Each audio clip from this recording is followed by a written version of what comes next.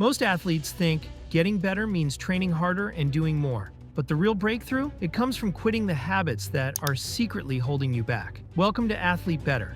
Today we're breaking down 7 habits that elite athletes quit to reach the top of their game. These aren't obvious, they're uncomfortable, but every single one unlocks a new level of performance. Let's dive in. Habit number 1. Quit choosing style over substance. Let me tell you about Cristiano Ronaldo's early days at Manchester United. When he first burst onto the scene, he was electric. Stepovers, nutmegs, tricks that left defenders frozen. The crowd went wild. His highlight reels were insane. But here's what wasn't happening. Goals, assists, wins. The flashy moves fed his ego, but they didn't move the scoreboard. Then Ronaldo made a shift. He cut the tricks. He simplified. He became a ruthless finisher. Tap-ins, simple headers, one-touch goals. Nothing fancy, just devastatingly effective. And that's when he became truly unstoppable. Elite athletes sacrifice aesthetics for impact. They stop doing what feels good and start doing what works. They're not here to look good, they're here to dominate. So ask yourself, what are you doing that looks impressive but doesn't actually move the needle? What could you strip away to become more dangerous? Habit number 2. Quit needing to win. Picture the 2019 Wimbledon final. Novak Djokovic versus Roger Federer. The longest final in Wimbledon history. The pressure is crushing. The entire world is watching. Most athletes would have cracked under that weight. But Djokovic did something different. He didn't force it. He didn't desperately try to make the win happen.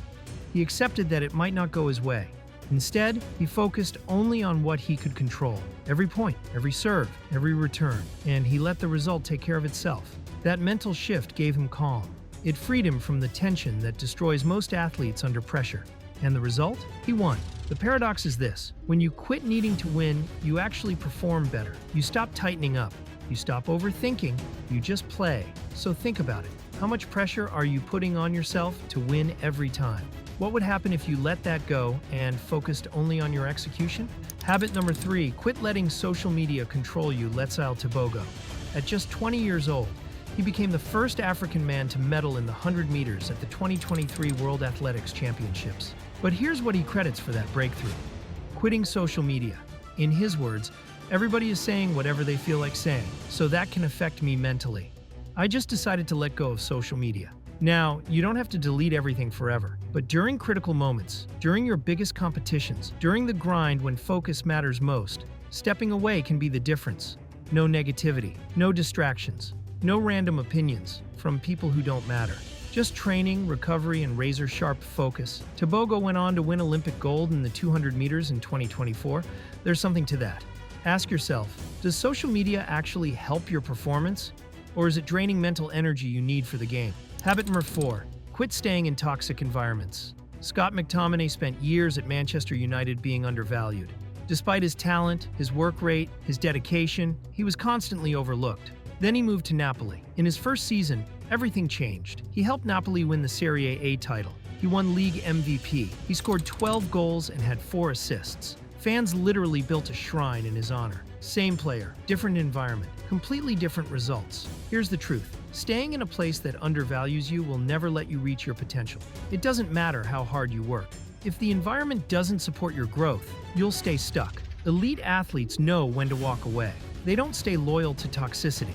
They find places that respect them, challenge them, and bring out their best. So be honest. Is your environment lifting you up or holding you back? And if it's the wrong place, do you have the courage to leave? Habit number 5. Quit being serious all the time. Early in her career, Aryna Sabalenka was known for emotional meltdowns. She'd leave matches in tears, frustrated, desperate to win.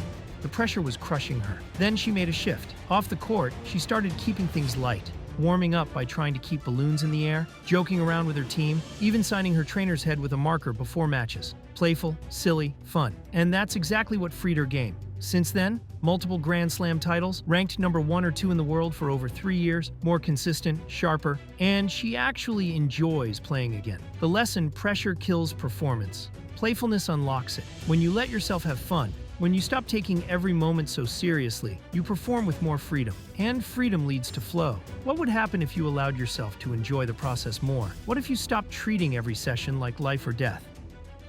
Habit number 6. Quit relying solely on talent. Luka Doncic was always known for his insane basketball IQ and skill. But after facing criticism about his conditioning, after a tough playoff run, he realized something. Talent alone wasn't enough anymore. So he committed. He shed 31 pounds through disciplined training, intermittent fasting, and a strict diet. His transformation was so dramatic that Men's Health featured him on the cover, calling him Luka 2.0. This wasn't just physical, it was a mindset shift. Luka understood that in today's game, everyone is talented. What separates the greats is the work nobody sees. Conditioning, recovery, sleep, nutrition, mental prep, all the unglamorous stuff that lets your talent shine when it matters most. So ask yourself, are you coasting on natural ability, or are you doing the behind-the-scenes work that turns talent into dominance? Habit number 7, quit making excuses. This one is simple but brutal. The moment an athlete stops saying, "I'm too tired, my opponent's better, the ref is against me," or "the conditions are bad," their performance skyrockets. Why? Because excuses shift focus away from what you can control.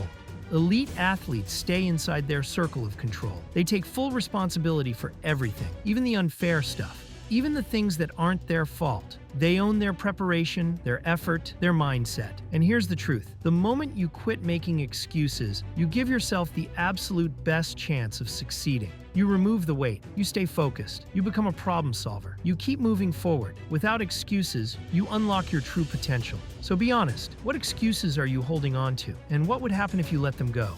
The best athletes don't just train harder, they think differently. They subtract before they add. They quit the habits that feel comfortable but cost them performance. And that's how they reach levels most athletes never will. If you want to keep leveling up, hit subscribe. We're breaking down the mental game that separates good from great every single week. See you in the next one.